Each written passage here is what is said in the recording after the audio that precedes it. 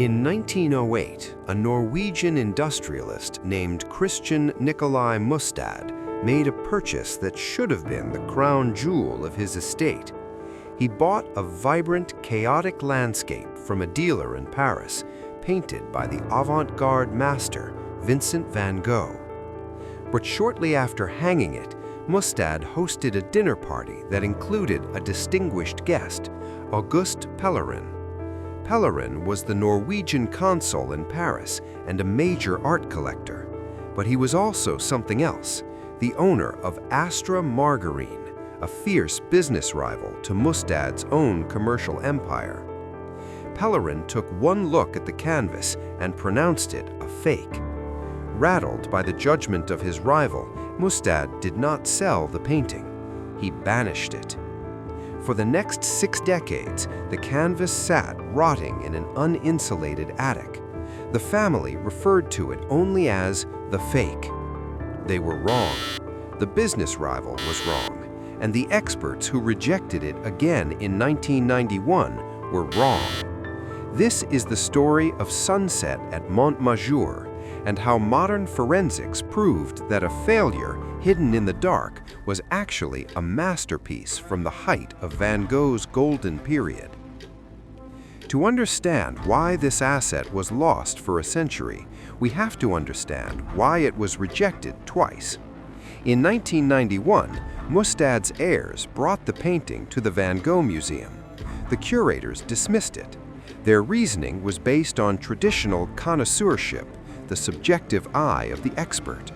They flagged 3 problems. First, it was unsigned. Second, the brushwork felt messy and inconsistent, particularly in the muddy foreground. Finally, the style didn't fit. It was a transitional work, bridging his earlier Paris experimentation with the heavy impasto of Arles. Because it didn't look exactly like a textbook Van Gogh, they assumed it was the work of a copyist. The painting was returned to obscurity.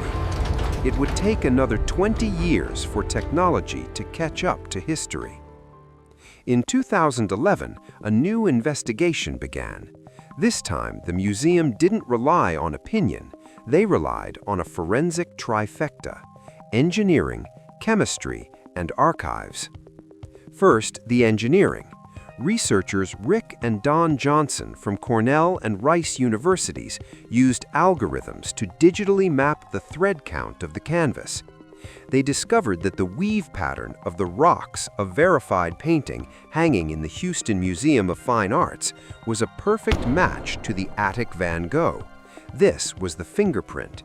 It proved both paintings were cut from the exact same bolt of fabric Van Gogh bought in the summer of 1888. Next, the chemistry. Spectroscopic analysis revealed the pigments were pure cobalt blue and chrome yellow. Crucially, Van Gogh only added cobalt blue to his palette after the summer of 1887. This chemical timeline made it impossible for the work to be an earlier forgery. Finally, the smoking gun. On the back of the canvas, obscured by years of dust, was the number 180. In 1991, this was ignored, but in 2013, researchers matched it to the original inventory list of Theo Van Gogh's estate. The chain of custody was unbroken. But the final piece of proof came from the artist himself. In letter 636, written to his brother Theo on July 5, 1888, Vincent describes the exact scene he painted the day before. "Yesterday, at sunset, I was on a stony heath where very small, twisted oaks grew. The sun was pouring its very yellow rays over the bushes, absolutely a shower of gold." He mentions the ruins of Montmajour Abbey on the hill, a magic mountain he visited to escape the city. The messiness that experts rejected in 1991 wasn't incompetence. It was the struggle of a genius fighting the Mistral winds on a rocky heath, trying to capture a shower of gold before the sun went down.